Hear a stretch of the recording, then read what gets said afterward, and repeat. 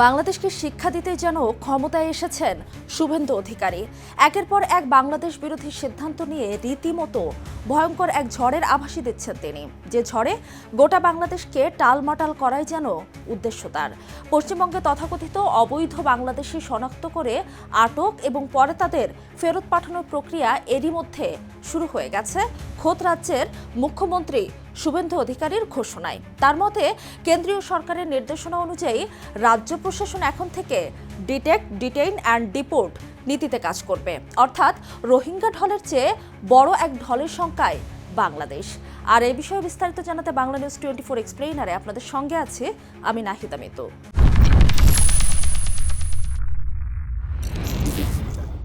পশ্চিমবঙ্গে এর মধ্যেই কোরবানির পশু বেচাকেনা বন্ধ। মুসলমানরা কোরবানি দিতেও পারবেন কিনা তা নিয়ে থমথমে গোটা রাজ্য।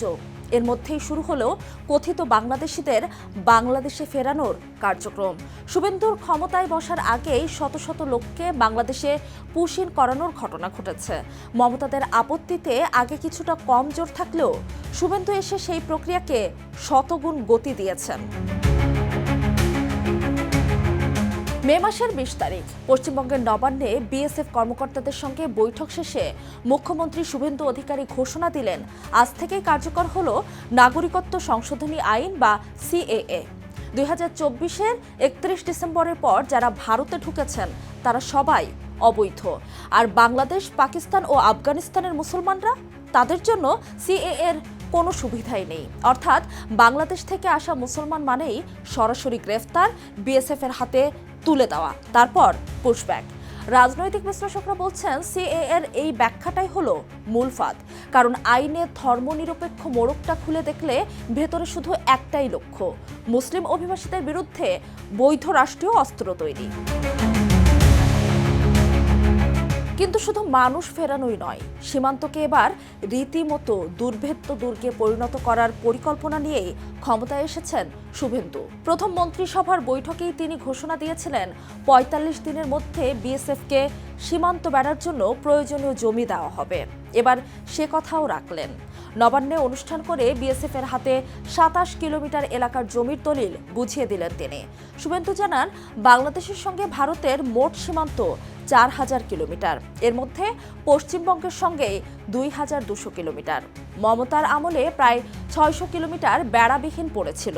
এখন সেই পুরো সীমান্তে কাঁটাতার দেওয়ার কাজ শুরু হবে। পাশাপাশি নতুন বর্ডার আউটপোস্ট আর অবকাঠামো গড়ার জন্য জমি দেওয়া হবে বিএসএফকে। আর শুধু লোহার কাঁটাতারেই থামছেন না, যেখানে কাঁটাতার দেওয়া সম্ভব নয়, অর্থাৎ নদীর মাঝে বা জলাভূমিতে, সেখানে কি করা যায় সেই উত্তরও ইতোমধ্যেই দিয়েছে ভারত।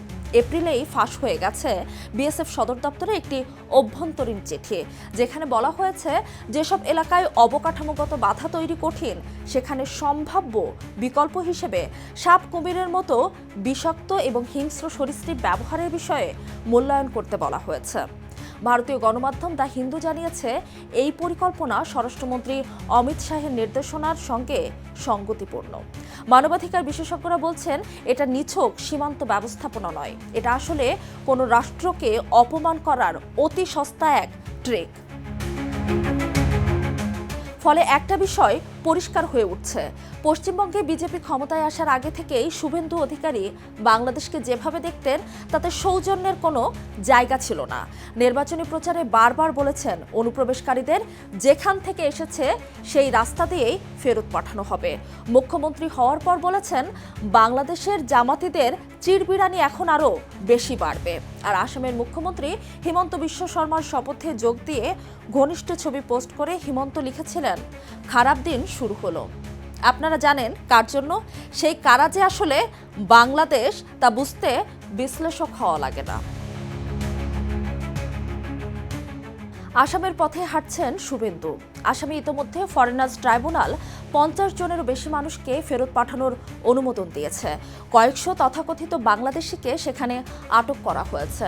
আর পশ্চিমবঙ্গে এখন রাজ্য পুলিশ শনাক্ত করবে বিএসএফ আটক করবে, তারপর বিজিবির হাতে দিয়ে ঢাকার দিকে ঠেলে দেবে। এই পুরো প্রক্রিয়াটা একতরফা, কারণ বাংলাদেশ বলছে শুধু নথিপত্র যাচাইয়ের মাধ্যমে নিশ্চিত হওয়া নাগরিকদেরই গ্রহণ করা হবে। কিন্তু নথি যাচাই না করেই যে পুশব্যাক হচ্ছে, সেই ঢল রোখার সাধ্য কি ঢাকার আছে? এই পরিস্থিতিতে বাংলাদেশের প্রধানমন্ত্রীর পররাষ্ট্র বিষয়ক উপদেষ্টা হুমায়ুন কবির বলেছেন, সীমান্তে আর নতজানু হবে না বাংলাদেশ। বাংলাদেশেরও সীমান্ত নিয়ে পরিকল্পনা আছে।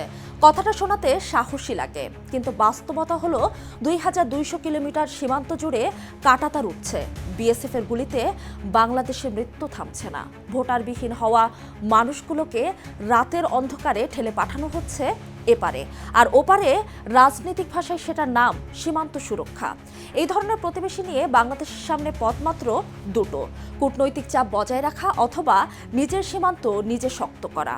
আর নিজেদের ইতিহাসে সবচেয়ে সতর্ক হতে হবে বাংলাদেশকে। তার এই প্রতিবেশী ভালোবাসার ভাষা বোঝে না, সে বোঝে শুধু শক্তির ভাষা। সীমান্তে এমন ভয়ঙ্কর প্রতিবেশী নিয়ে কিভাবে চলবে বাংলাদেশ?